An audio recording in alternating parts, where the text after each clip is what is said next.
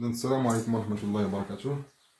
ومع تصحيح الامتحان الوطني دورة 2009 تصحيح الدالة اللي هي المسألة، نعتبر الدالة العددية f معرفة راه كاينة في الامتحان الوطني بما يلي: f لإكس تساوي 2 ln إكسبونسيال إكس ناقص 2، عفوا هنايا غتكون إذا مربع إكسبونسيال إكس زائد 2.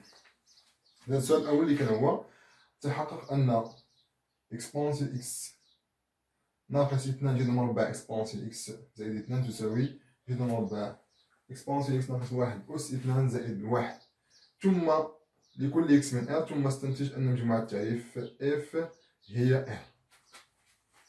إذا هنا لدينا دابا كي يتحقق إما ننطلق من هنا ونوصل لهنا أو ننطلق من هنا ونوصل لهنا. أنا ممكن نديرهم بجوج لأن بجوج هنايا في هاد الحالة ساهل، بجوج أما هادي أما هادي. إذا لدينا جذر مربع إكسبونسيال إكس ناقص 1 أس 2 زائد 1 تساوي، هذه متطابقة هامة بسيطة. إذا هي جذر مربع إكسبونسيال إكس أس 2 هي إكسبونسيال إكس ناقص 2 جذر مربع إكسبونسيال إكس زائد 1 زائد هذا 1 اللي عندي أصلا. إذا تساوي إكسبونسيال إكس ناقص 2 جذر مربع إكسبونسيال إكس زائد 2. شنو نطلب مني؟ إذا بغيت ننطلق من هنايا هاد 2 نفرقها تعطيني هي 1 زائد 1 1، وهاد إكسبونسيال إكس راه هي جذر مربع إكسبونسيال إكس أس 2. صافي تكون عندي مطابقة هامة. ثم استنتج، قلت ثم استنتج أن مجموعة التعريف الدالة F هي R. إذا نفس السؤال لنستنتج أن دي دو F تساوي R. إذا الشرط اللي عندي دابا هنا في مجموعة التعريف، إذا لدينا إكسبونسيال كما كنعرفو دائما هو موجب ومعرف على R. إذا لدينا دي دو F تساوي كل إكس ينتمي إلى R، بحيث هنا عندي الشرط ديال الان، وكنعرفو الشرط ديال الان هو داكشي كله اللي قدام الان تيكون كبر من صفر قطعا. إذا إكسبونسيال إكس ناقص 2 جذر مربع إكسبونسيال إكس زائد 2 أكبر قطعا من صفر. إذا خصنا ندرسو هذا، يعني هذه متراجحة يعني فيها الإكسبونسيال. إذا دي دو إف معنى أن هذا كبر من صفر، يعني لا ما ندير دي دو إف هنايا. ولدينا إكسبونسيال إكس ناقص 2 جذر مربع إكسبونسيال إكس زائد 2 يساوي جذر مربع جذر مربع إكسبونسيال إكس ناقص 1 أس 2 زائد 1. هذا موجب وزدنا عليه 1، إذا هذا غيكون أكبر من صفر. إذا الشرط اللي حطيت هنايا شرط محقق، وبالتالي غتكون مجموعة التعريف هنايا هي R، لأن هنايا هذا قلت أكبر قطعا من صفر. إذا دي دو إف تساوي R. نعاود نرجع هنايا، هذا شرط محقق. علاش؟ لأن هذا يساوي هذا، وهذا موجب، المربع دائما يكون موجب، زدنا عليه 1 أكيد غيكون أكبر قطعا من صفر. ودائما نفس السؤال. اذا بالنسبه لهاد الدوره هذه كانت شويه نعم ربما بالنسبه للتلاميذ حس بشويه الصعوبه، لان تلاقى الالان مع اكسبونسيال مع الجذر المربع، ولكن راه الى خدمنا غير بشويه ما غنبقاوش ان شاء الله فيها الصعوبه.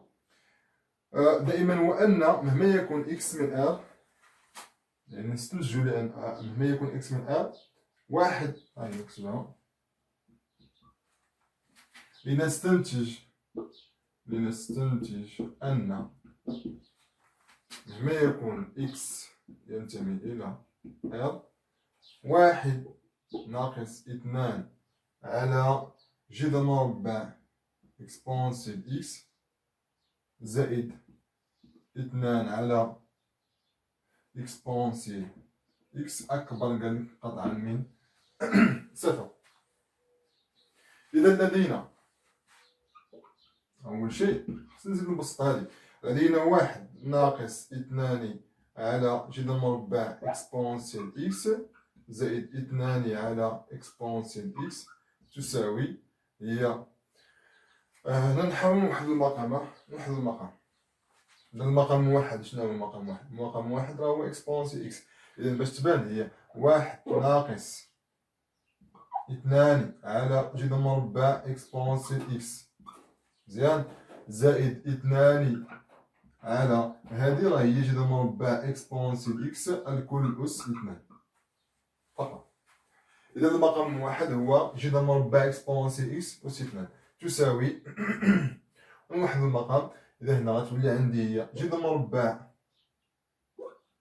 إكسبونسيال إكس أس 2 راه هي إكسبونسيال إكس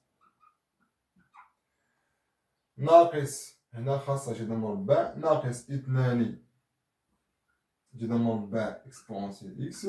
هنا المقام راه هو نفسو كيبقى عندي 2 على جذر مربع إكسبونسيال إكس هي إكسبونسيال إكس مزيان. فوالا هادي هي اللي تحققنا منها في الأول هي هادي. إذا هنا غتبقى عندي إكسبونسيال إكس ناقص 2 جذر مربع إكسبونسيال إكس زائد 2 تساوي جذر مربع إكسبونسيال إكس ناقص 1 أس 2 زائد 1. إذا كما قلت راه غير بشوية، ولكن خصني نكون نتقن الحساب مزيان. نحاول نكتب هنا. إذا تساوي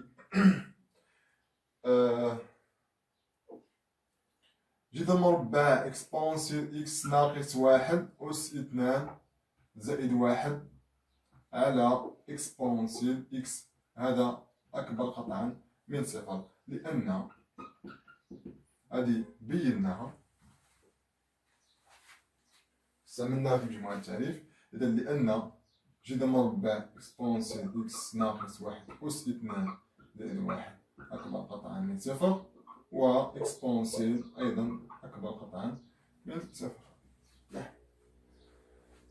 السؤال اللي من بعد، احسب نهاية اف لإكس عندما يؤول إكس. تسمح هنايا تشوفها الحاسوب هنايا أظن بليس لانفيني. نعم بليس لانفيني كيبان شوية. إذا هو السؤال رقم 2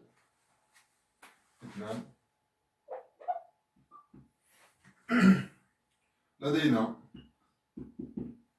ليميت عندما يؤول إكس إلى زائد ما لا نهاية اف دو إكس تساوي، إذن هي ليميت عندما يؤول إكس إلى زائد ما لا نهاية 2 ln إكسبونسيال إكس ناقص 2 جذر مربع إكسبونسيال إكس زائد 2. إذا هنايا إلا عوضت بليس لانفيني، هنا بليس لانفيني، هنا موان لانفيني، إلا شكل غير محدد، لأن غادي ندوي من بعد. تساوي ليميت عندما يؤول إكس إلى زائد ما لا نهاية. هنا نحاول نستغل هذه إذن هي 2 ln جذر مربع إكسبونسيال إكس ناقص 1 أس 2 زائد 1 هادشي اللي كاين. نعم تساوي هنا دابا إلا عوضت هنايا عطني بليس لانفيني ناقص 1 هي بليس لانفيني. إذا هنا كله بليس لانفيني، والإلين ديال بليس لانفيني دابا يلاه جات القاعدة ديال الإلين ديال بليس لانفيني هي بليس لانفيني. إذا تساوي زائد ما لا نهاية، لأن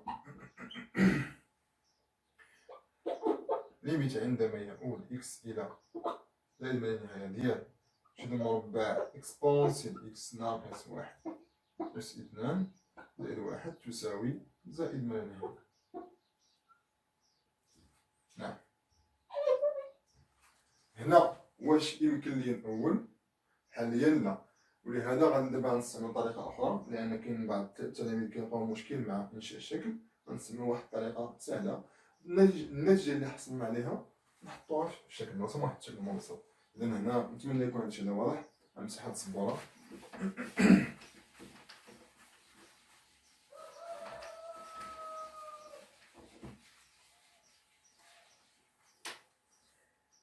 ها هو شكل مبسط.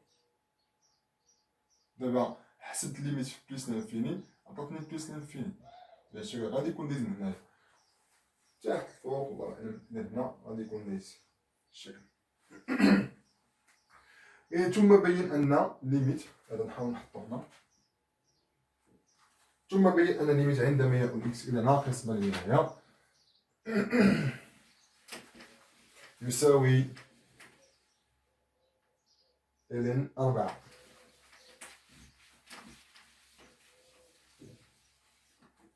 إذن دائما نفس السؤال. لدينا ليميت عندما يؤول إكس إلى ناقص ما لا نهاية ديال إف إكس تساوي ليميت عندما يؤول إكس إلى ناقص ما لا نهاية ديال 2 ln إكسبونسيال إكس ناقص 2 إلى مربع زائد 2. نعم. هنا سهلة. نعم تخرج هذه مباشرة. الليميت عندما يؤول إكس إلى ناقص ما لا نهاية ديال إكسبونسيال إكس هي صفر، وهنا صفر غيبقى عندي ln 2 ln 2 و 2 ln 2 هي 4. ونعرض عليكم غير ردوا البال بالنسبة للنهايات، بالنسبة في الوطني تقريبا كاع جميع الأسئلة ما كتجاوز بضع أسطر.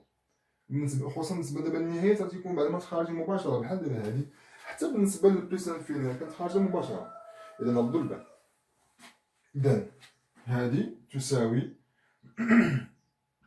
2 ln 2 و 2 ln 2 هاد جوج كيمشي هنا اللي هي ln 4.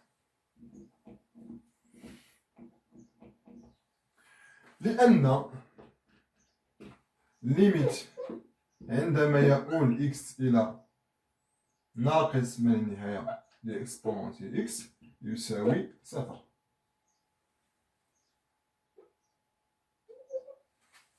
لأن هذا هو التعليل، لأن من الأحسن نبقاو نستعمل هاد لأن قلت ليميت عندما يؤول إكس إلى ناقص ما لا نهاية لإكسبونسيال إكس يساوي صفر. إذا صفر كيبقى عندي جوج 2 ln 2 هي ln 4. ثم أول النتيجة الهندسية. نعم هنا كاين تأويل.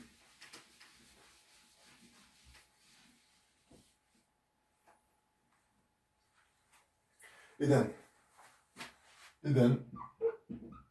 سي اف يقبل مقاربا أفقيا معادلته y يساوي L4 بالجوار ناقص ما لا نهاية. نرجع للشكل. قلت قدام ما كنحصل على شي نتيجة وكنحطها في الشكل، حتى بالنسبة للتنقيط راه أي حاجة محطوطة في الشكل كنربحها. إذا حتى متمكنتش كاع في الآخر نرسم الشكل، وأكيد أنا إلا درتي هاد الخطوات اللي كتشوف دابا في هاد الفيديو هذا إن شاء الله غنرسم الشكل. إذا عندي y يساوي ln 4. ln 4 قلنا هي جوج ln جوج، لأن ln جوج هي 0.7 مضروب جوج هي 1.4. إذا هنا جي 1 2 تقريبا هنا 1.5 هنا 1.4 بجوار ناقص ما لا نهاية. هاهو إذن y يساوي ln 4. دابا المنحنى واش غينزل لتحت واش غيمشي لفوق؟ قلت مازال احتمال أنه غيمشي من هنا واحتمال أنه غيمشي من هنا. السؤال من بعد هو الدالة المشتقة. نعم 3 ألف. عطانا نبين واحد الصيغة لكن حنا نحسبوها مباشرة. إذا مهما يكون إكس ينتمي إلى R إف بريم دو إكس كتساوي 2 ln إكس إكسبونسي إكس ناقص 2 جذر مربع إكسبونسي إكس زائد 2 بريم تساوي جوج. ماشي مشكل.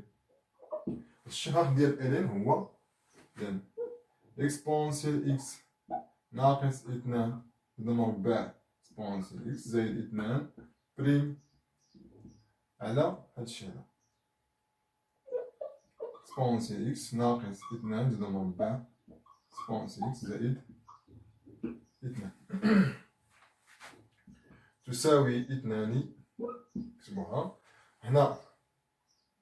الاشتقاق ديال إكسبونسيال إكس هو إكسبونسيال إكس نفسه ناقص 2 كتبقى، والاشتقاق ديال جذر مربع هو الاشتقاق ديال ما بداخل جذر مربع على جوج من هاد. إذا هنا الاشتقاق ديال إكسبونسيال إكس غيبقى عندي هو إكسبونسيال إكس على 2 جذر مربع إكسبونسيال إكس، والاشتقاق ديال 2 صفر على هادي. دائما كنرجعو لها في السؤال اللي تعطانا التحقق في الصف الأول. إذا هي جذر مربع إكسبونسيال إكس ناقص 1 أس 2 زائد 1. وهادي مطلوبة لنا دابا في التمارين. تساوي هاد جوج مع جوج غتمشي. نشوف دابا اش مطلوب مني. هي 2 راسين إكسبونسيال إكس عامل لجذر مربع إكسبونسيال إكس ناقص 1. هنا توحد المقام أو هاد إكسبونسيال إكس على جذر مربع إكسبونسيال تبقى عندي جذر مربع إكسبونسيال إكس، لأن هادي راه هي جذر مربع إكسبونسيال إكس أس 2. إكسبونسيال إكس راه هي جذر مربع إكسبونسيال إكس أو كاري. إذا هنايا غادي يكون اختزال ب2 ويكون اختزال بجذر مربع. غتبقى عندي هي 2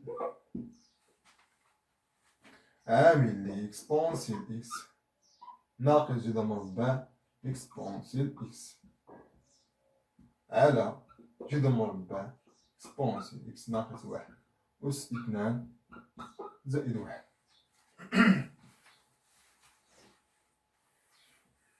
نعم قلت الدالة اللي شافها في الأول غادي يعطيها واحد الوزن بحال كتبان ربما صعيبة، ولكن راه غير خطوة بخطوة عادي جدا، كتبان دالة عادي جدا. أيضا هنا غنستعمل هادشي كنت كاتب دابا إكسبونسيال إكس هي جذر مربع إكسبونسيال إكس أو كاري باش نعمل بها. إذا تساوي جذر مربع إكسبونسيال إكس ونكتب جوج اللي عندي عامل. هنا غيبقى عندي جذر مربع إكسبونسيال إكس ناقص 1 على جذر مربع إكسبونسيال إكس ناقص 1 أس 2 زائد 1. صافي هادشي اللي مطلوب مني. نعم هذا موجب ومع هذا الواحد هذا الباقي موجب وهذا موجب. كيبقى ليا فقط هنايا ندرس الإشارة ديالو فقط. لذلك نعم دائما نفس السؤال. وتحقق من أن اف بريم دو صفر تساوي صفر. لما تحقق أن اف بريم ديال صفر تساوي صفر. إذا اف بريم ديال صفر تساوي 2 جذر مربع إكسبونسيال صفر عامل جذر مربع إكسبونسيال صفر ناقص 1 على جذر مربع إكسبونسيال صفر ناقص 1 كاري زائد 1. إكسبونسيال صفر هي 1 1 ناقص 1 تساوي صفر. اف بريم ديال صفر تساوي صفر.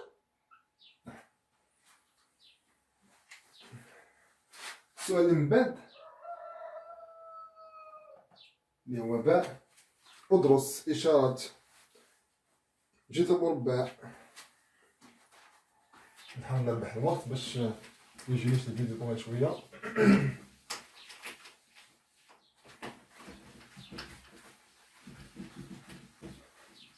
نتمنى يكون هذا الشيء واضح. دابا كنحاول نفهم شويه بشويه خطوه خطوه. اذا يدرس باء رابعا باء. نضع، ما غاديش نجاوب مباشرة لأن السؤال غادي يكون عندكم. لا أو قبل نعم أدرس. هذه ثالثا باء. إذا نضع جذر مربع إكسبونسي إكس ناقص واحد يساوي صفر. إذا جذر مربع هذه تكافئ أن جذر مربع إكسبونسي إكس يساوي واحد. تكافئ هنا غادي ندير أو كاري المربع. إذا يقول عندي إكسبونسي إكس يساوي واحد. باش نحيد إكسبونسيال هنايا كندخل إلين. إذا غيولي عندي إكس يساوي إلين واحد يساوي صفر. إذا عندنا استعملنا جدول إشارة ناقص ما لا نهاية، خرج عندي هنايا صفر زائد ما لا نهاية. هنا إكس جذر مربع إكس أو إكسبونسي إكس ناقص واحد. دابا شنو خاصني نحط في الإشارة؟ هنا عندي إكسبونسي ما عنديش لي إكس. مادام عندي إكسبونسي أو الإلين أو السين أو الكوس أو إلى غير ذلك من غير الإكس، ما كنجيش نحط إشارة عكس إشارة خصني ندرس هذا على هذا المجال أو على هذا المجال. إذا كان إكس أكبر من أو يساوي صفر، إكسبونسي إكس أكبر من أو يساوي، أنا غندخل إكسبونسيال. إكسبونسي ديال صفر هي واحد. إذا إكسبونسيال إكس كنأطر هذا أو جذر مربع هنايا أكبر من أو يساوي واحد. جذر مربع إكسبونسيال إكس ناقص واحد أكبر من أو يساوي صفر. إذا هنايا موجب يكون عندي هنايا زائد ناقص. صافي، هذه هي دراسة الإشارة ديال جذر مربع إكس إكسبونسي إكس ناقص واحد. من بعد قلنا واستنتج أن الدالة إف تزايدية على المجال صفر بلس انفيني وتناقصية على المجال ناقص ما لا نهاية صفر. هو هادشي غنستنتجو من هنايا. إذا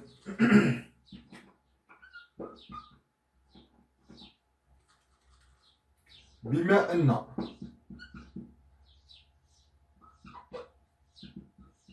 إشارة إف بريم بإكس هي إشارة جذر مربع إكسبونسي إكس ناقص واحد، فإن انطلاقا من هذا الجدول هذا راه إف بريم مهما يكون إكس ينتمي إلى المجال صفر بليس انفيني، إف بريم بإكس أكبر من أو يساوي صفر. إذن أكبر من أو يساوي صفر تزايدية أكبر من أو يساوي صفر، وبالتالي إف تزايدية على المجال صفر زائد ما لا نهاية. وبنفس الطريقة حتى على المجال الآخر.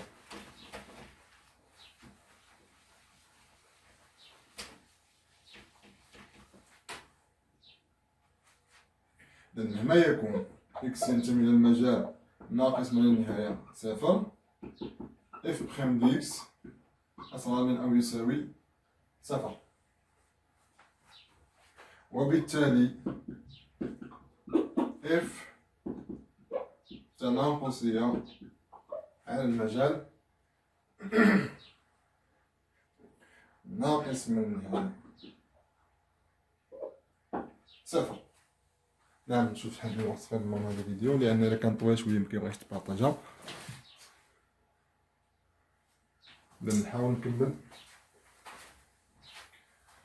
حتى حنا في السبورة.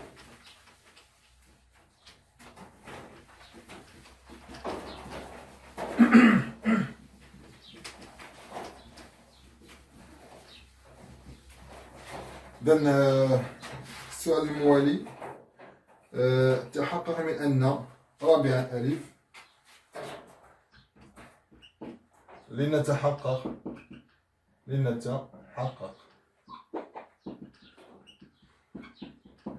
من أن اف لإكس تساوي 2 إكس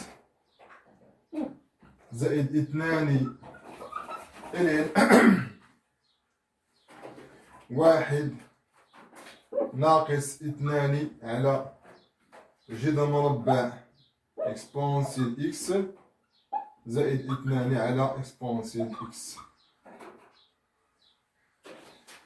نعم، إذا لدينا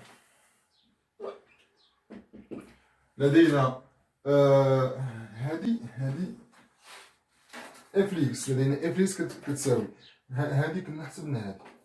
لدينا 2 إكس زائد 2 ln واحد ناقص 2 على جذر مربع إكسبونسيال إكس زائد 2 على إكسبونسيال إكس تساوي هي 2 إكس زائد 2 ln هذه كنا حاسبينها قبلها، هي جذر مربع إكسبونسيال إكس زائد واحد أس 2 أو هنا نعم زائد واحد أو ناقص واحد الكل أس 2 زائد واحد. نتأكد ده هنايا إلا وحدنا المقام تولي عندي إكسبونسيال إكس ناقص، نعم هي هذيك، أو إكسبونسيال إكس تولي عندي إكسبونسيال إكس ناقص 2، نعم ممكن نخليها بحال هاد الشكل على إكسبونسيال إكس. دابا غير كنتأكد واش هادشي حصلنا عليه قبل. إذا تساوي 2 إكس زائد ln كاين 2 اعتذر. إذا زائد 2 مفتاح قوس، هاد ln ديال هادشي هي ln A ناقص ln B، هي ln جذر مربع أو إكسبونسيال إكس ناقص 2 جذر مربع إكسبونسيال إكس زائد 2 ناقص ln إكسبونسيال إكس، و ln إكسبونسيال إكس هي إكس. إذا تساوي 2 زائد 2 ln إكسبونسيال إكس ناقص 2 جذر مربع إكسبونسيال إكس زائد 2 ناقص 2 إكس. هادي مع هادي هو اف لإكس، هادشي اللي مطلوب منا. السؤال اللي من بعد بين أن المستقيم دي الذي معادلته هو إكس هنا باء. لدينا المهم السؤال غريب وعندكم امتحان، ما كنظنش ماشي واحد ما عندوش امتحان. إذا لدينا ليميت عندما يؤول إكس إلى زائد ما لا نهاية ديال اف دو إكس ناقص إكغيك يساوي ليميت عندما يؤول إكس إلى زائد ما لا نهاية. شكون هي اف دو إكس؟ غنكتب هادي هي 2 إكس ناقص 2 ln ديال جذر ديال واحد ناقص 2 على جذر مربع إكسبونسيال إكس زائد 2 على إكسبونسيال إكس ناقص إكغيك. إكغيك راه عطينيكم تما كيساوي 2 إكس. دابا 2 إكس مع 2 إكس كتمشي، هذا خص يخرج صفر لأنهم داروا لي مقارب مائل تما، هما قالوا لي مقارب هو يكون مقارب مائل. إذا هذا بلس لانفيني عدد على لانفيني صفر وعدد على لانفيني صفر. إذا هنايا صفر ماشي كنضرب على غير يكون خفيف، وهنايا صفر والال ندير واحد صفر في جوج هي صفر تساوي صفر. إذا سي يقبل مقاربا مائلا معادلته y تساوي 2x بجوار بلس لانفيني.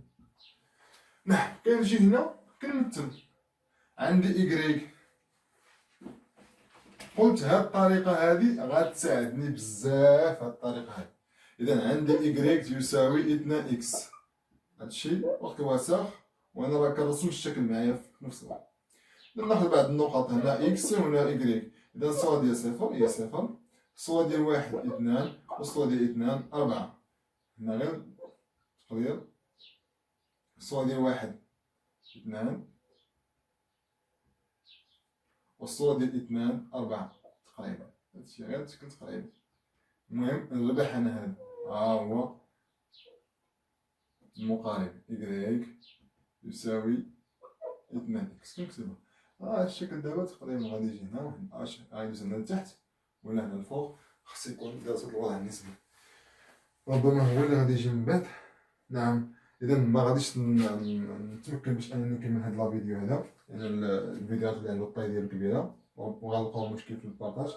اذا غنتوقف هنا، فيديو اخر ان شاء الله تعالى غنكمل التتمه ديال هاد الداله هذه وايضا دراسه المتتاليات. اذا الى اللقاء. نتمنى ان شاء الله هذا شوف العبره اللي غناخذ من هذا الامتحان هذا هو انني ماشي مجرد انني نشوف الرموز اللي محطوطه في التمرين او نشوف الشكل ديال التمرين كيفاش محطوط كنحكم عليه بانه صعيب. نتوكل على الله ونبدا وراه ما غنلقاش مشكل، لان كيحطوا داكشي في المستوى ديالنا. اذا الى اللقاء. ما تنساوش ايضا تشتركوا معنا في القناه، قلت هذا داعم لنا. الى اللقاء.